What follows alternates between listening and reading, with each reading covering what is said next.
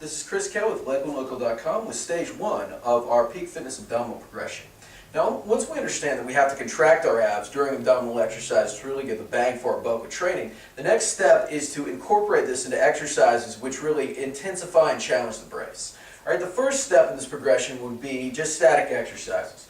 We want to teach the brace to just resist the pull of gravity, and with that, we've got different planes of kind of pull. We have resistance to what is called extension of the torso, so a lot of the time you'll see people arching their back in a plank. We have resistance to rotation of the torso, and then we have resistance to what is called lateral flexion of the torso, kind of moving this way.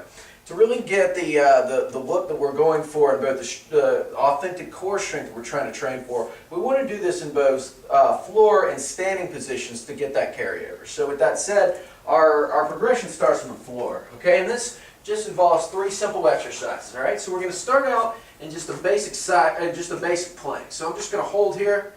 I'm just pausing at the top. What I'm trying to do is really press into the floor, keeping my abs tight, trying to keep my back flat like a table. I'm just trying to contract my abs, all right? I'm just going to start here with a 10-second hold. I'm going to come down, rest for a second, come back up.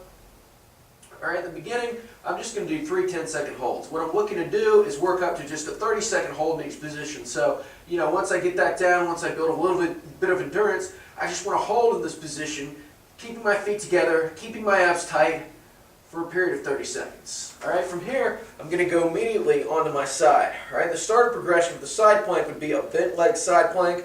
I'm just raising up, I'm holding.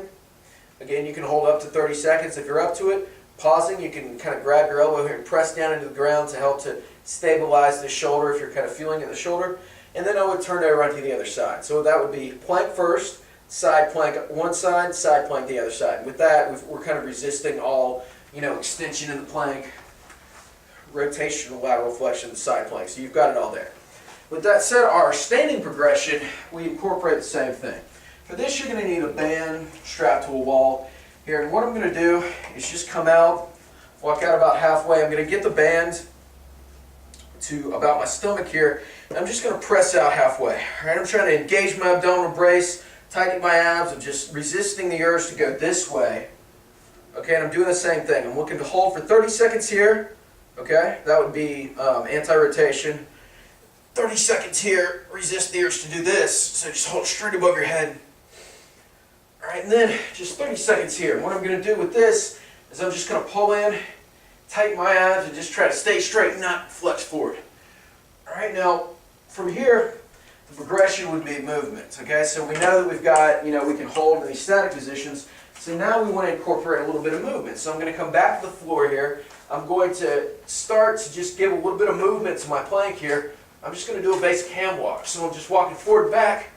I'm keeping my abs tight, all right? And again, with this, I would just start out with about 6 to 8 reps.